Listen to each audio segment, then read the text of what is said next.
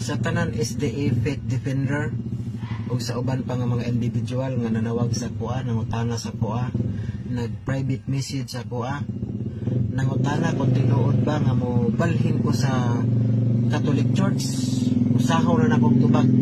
Yes, tinuod na mga higala, tinuod na mga igsuon nga mo balhin ko sa Catholic Church. Maunang tubag na ko sa inyong daghan kay mga pangutana. Dilitan mo maisa-isa ang reply tungod sa kadaghan ninyo.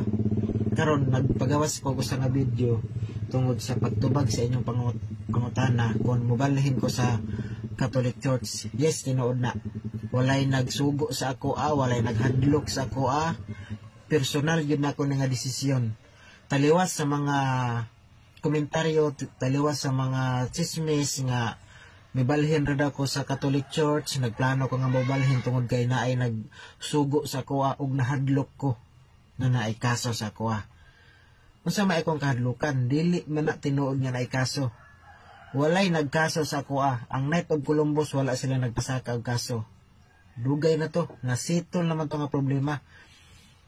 Kana nga inyong pag chismis, kana nga palupok nga mobalhin ko sa Romano Katoliko tungod kay gihadlok ko na ay nagsugo sa kuha, dili